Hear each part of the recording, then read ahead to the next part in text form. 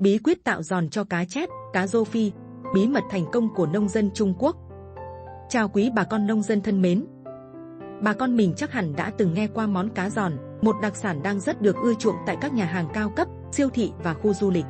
Thịt cá không chỉ chắc, ngọt mà còn giòn sực sực, ăn một lần là nhớ mãi.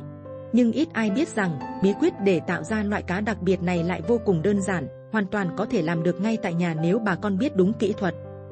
Trong video hôm nay, chúng ta sẽ cùng khám phá bí quyết nuôi cá chép và cá rô phi giòn. Một kỹ thuật được bà con nông dân Trung Quốc áp dụng từ nhiều năm nay, giúp họ bán cá với giá cao gấp đôi, thậm chí gấp 3 lần cá thường.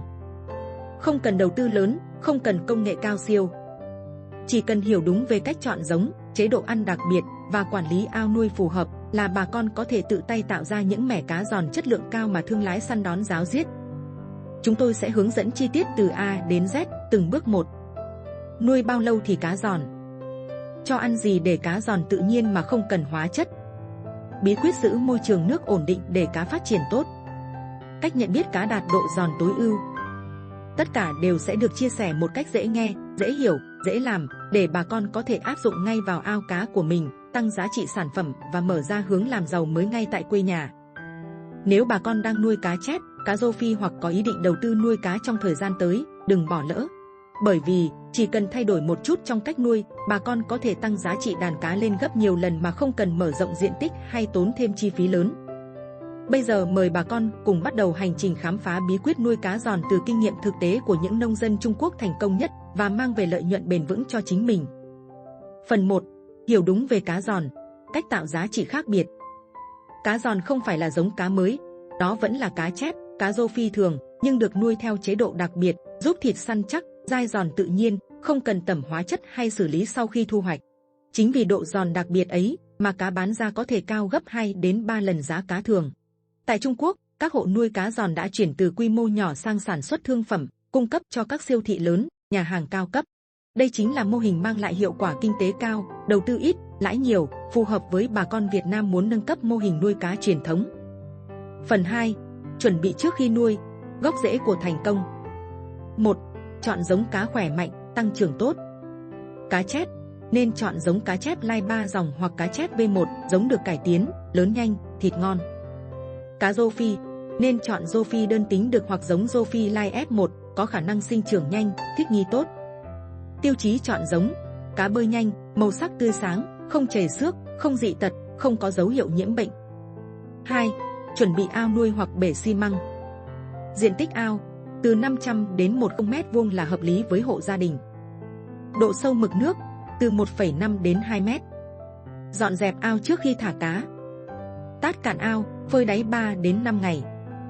Bón vôi bột 7 đến 10 kg trên 100 m² để diệt mầm bệnh và ổn định pH. Sau đó bón phân hữu cơ để gây màu nước, giúp tạo sinh vật phù du, nguồn thức ăn tự nhiên cho cá giai đoạn đầu. Phần 3. Chế độ dinh dưỡng đặc biệt, chìa khóa tạo giòn.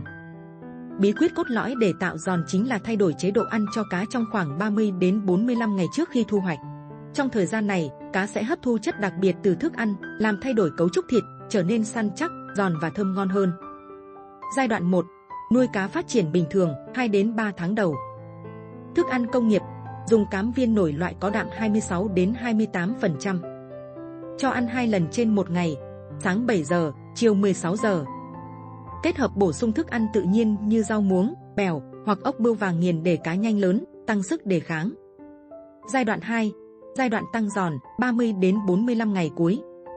Đây là giai đoạn quan trọng nhất, quyết định chất lượng cá giòn. Trong giai đoạn tạo giòn cho cá chép và cá rô phi, khẩu phần ăn cần được điều chỉnh hợp lý để vừa đảm bảo giá trị dinh dưỡng, vừa giúp thịt cá săn chắc, có độ giòn đặc trưng. Một khẩu phần ăn được nhiều nông dân Trung Quốc áp dụng hiệu quả như sau. Thành phần chính là hạt ngô luộc chín nghiền nhỏ, chiếm khoảng 40% tổng lượng thức ăn hàng ngày, cung cấp tinh bột dễ tiêu hóa, giúp cá phát triển ổn định. Tiếp đến là khoai lang chín nghiền nát, chiếm khoảng 25%, không chỉ bổ sung thêm năng lượng mà còn giúp thịt cá có màu đẹp và vị ngọt tự nhiên. Ngoài ra, đậu nành đã được hấp chín và xay nhuyễn, chiếm khoảng 20%, là nguồn cung cấp đạm thực vật rất tốt, giúp cá tăng trưởng nhanh mà không bị tích mỡ. Để tăng cường vi chất và hỗ trợ quá trình làm săn chắc thịt, người nuôi nên bổ sung thêm dong tảo biển khô nghiền nhỏ vào khẩu phần, chiếm khoảng 10%. Cuối cùng, cần trộn thêm một ít dầu mè hoặc dầu đậu nành, khoảng 5%, giúp cá hấp thu tốt hơn các dưỡng chất, đồng thời tăng mùi thơm cho thịt cá sau khi chế biến. Tất cả các nguyên liệu này sau khi chuẩn bị nên được trộn đều, có thể viên lại hoặc ép thành bánh, phơi cho ráo rồi cho cá ăn trực tiếp. Lưu ý, không nên cho ăn quá nhiều một lúc, mà chia thành 2 đến 3 lần trong ngày, vào buổi sáng sớm và chiều mát.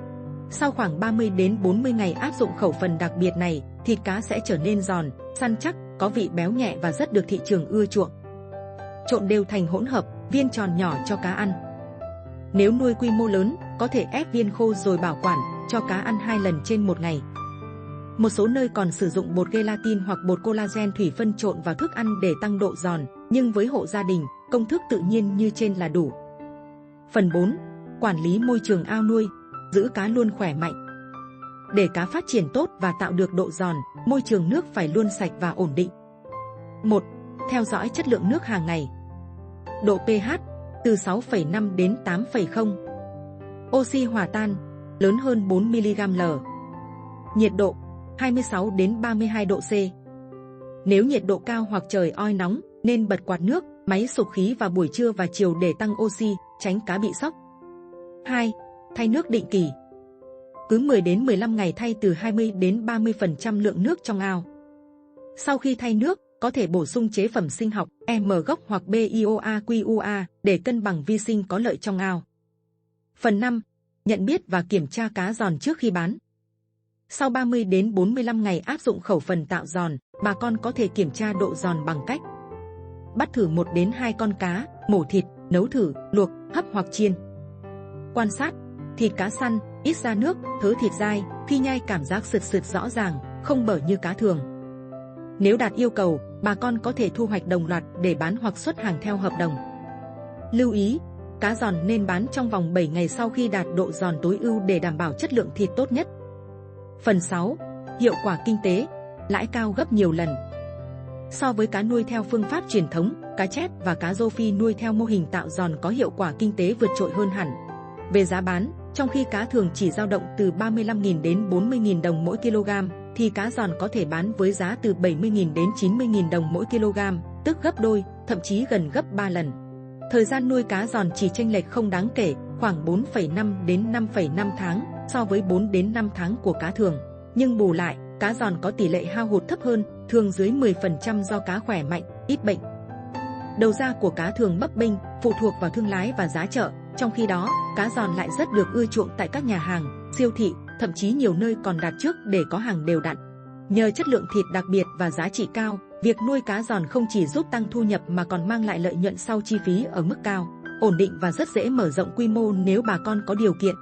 Đây chính là một hướng đi thông minh cho những hộ nuôi cá muốn thoát khỏi cảnh được mùa mất giá, đồng thời tạo dựng được thương hiệu riêng trên thị trường. Một hộ nuôi 1.000 m² ao, trung bình mỗi vụ thu 1,5 đến 2 tấn cá. Nếu chuyển sang nuôi cá giòn, lợi nhuận có thể tăng thêm 30 đến 50 triệu đồng trên một vụ chỉ nhờ thay đổi khẩu phần ăn cuối vụ. Phần 7. Lời kết, cơ hội chuyển hóa từ mô hình nhỏ lẻ thành kinh tế gia đình hiệu quả. Mô hình tạo giòn cho cá chép, cá rô phi là một hướng đi rất sáng tạo, dễ làm, không đòi hỏi chi phí đầu tư lớn mà lại mang về hiệu quả kinh tế vượt trội.